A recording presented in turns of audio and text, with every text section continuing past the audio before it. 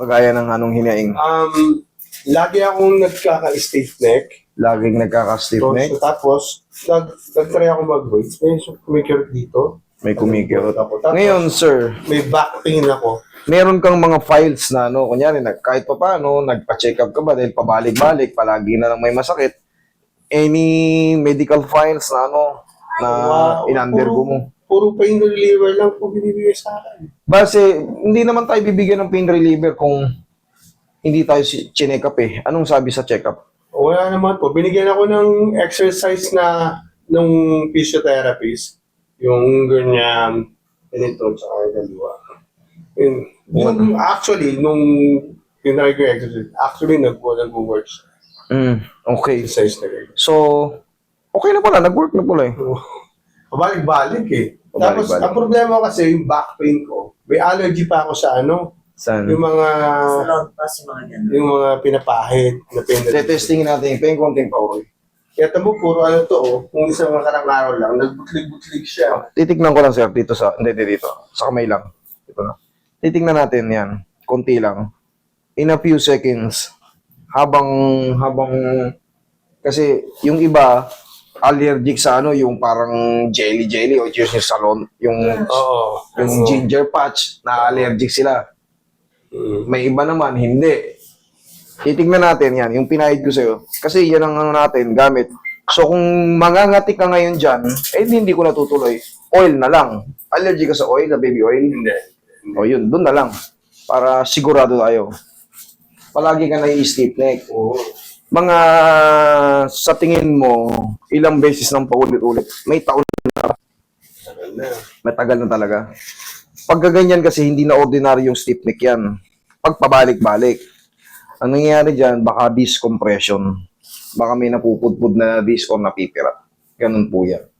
Ngayon, natulog ka lang ng konting yung parang nakaganito.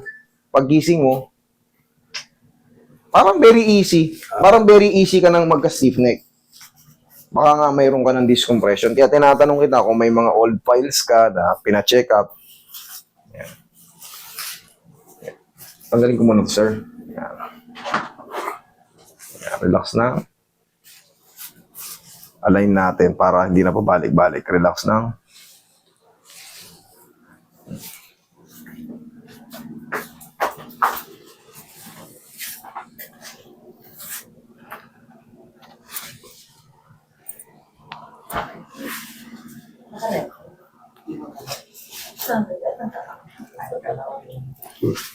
Higa kang patagilid, hubarin mo muna yung shoes mo. Magpapabideo ba kayo o hindi? Okay lang. Oo, wala.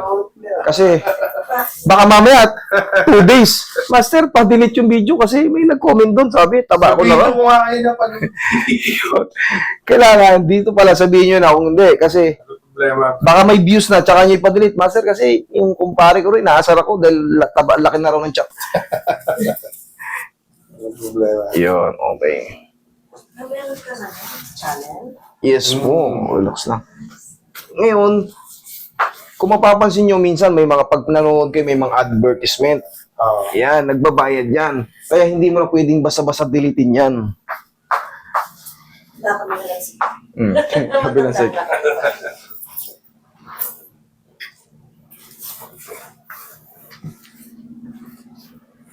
Tsaka expected nyo na may video kasi ito yung paano nyo kami mapanood kung hindi natin video. Wait. Okay, tihaya.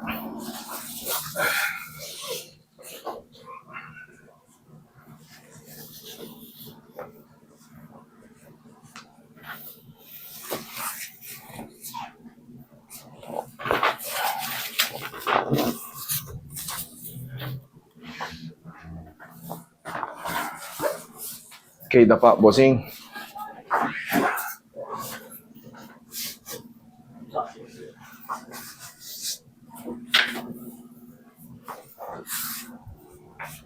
Ano nangyari dito, sir? Bakit may pasa? Nadalang siyang nagkapasa. Hindi mo alam? Ba't nagpasa? Kumama sa tulo ng hindi. Medyo fresh pa yan. Violet pa eh. Ilang araw na yan. mukhang mataas ang pain toleration mo. Kasi, kakapasa ka ng hindi mo namamalayan kung eh, anong tawag yan? Lamog yan eh.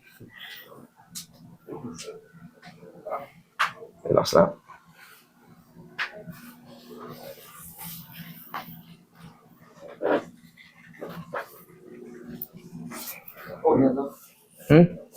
Hindi. Wait lang. Wait lang, Roy. Nangati na, bossing? Yung kaninang pinahid ko. Good naman? Okay. Sige, Roy. Pwede yan. Baka doon ka na allergy sa ano. Meron kasing ibang brand na ano, talagang ma-allergy ka. Lalo yung mga patch. Yung gilid nun nagkikreate ng yung mga dumi. Makikita pag tinanggal mo yung patch, andun yung bacteria, yung kwadrado na yun kasi malagkit yun eh. Sumisingit yun sila pag hindi mo tinanggal kaagad. Dapat maghapon, matanggal mo yun. Pag pinalipas mo isang buong araw yun, lahat ng dumi nung natabig doon, makasiksik yun.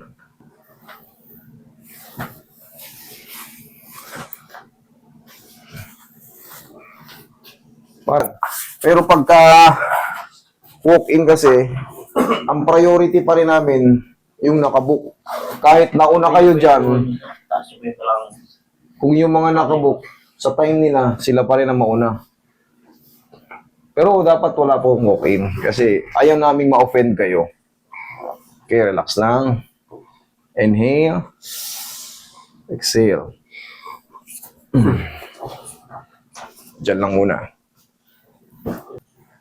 Ito, sila eh. 12 lang. Kasi baka mamaya may narinig kang parang may gumanon. Risk nga, baka may Mga tissue yun eh. Yung mga soft tissue na napupunit. Bigla. Yung mga walang stretching. Kaya pinagwa-warm up muna yung mga nag-gym. Lahat ng mga warm up muna. Unti-unti. Kasi hindi makikita yun eh. Hindi makikita, hindi naman dislocation. Pag sa loob ng muscle kumikirot, baka yung mga soft tissue nga. Pero titignan ko kung ano, baka mamaya napagod lang eh.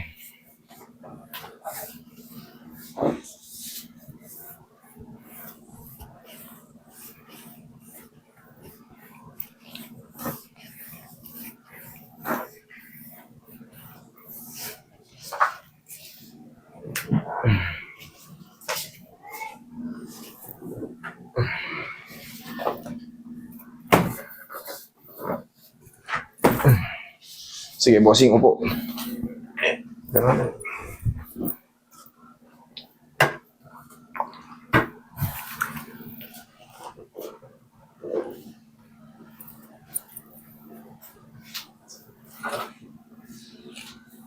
Dito ba sa part?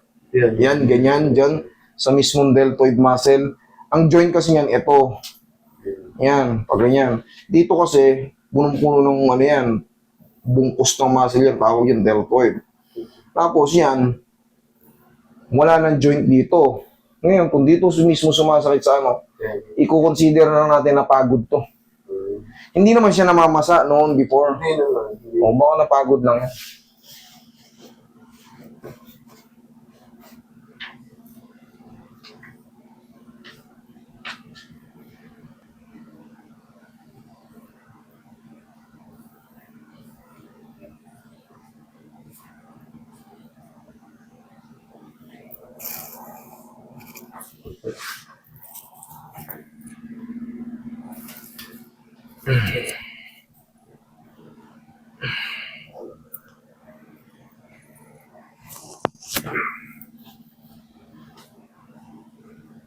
Sige, lingon dito. Lingon sa kabila. Oh, sagad na sagad. Oh, check mo yung mga balakang mo, pati yung mga tuhod mo. Check mo. Ayos. Ayos. Okay, thank you.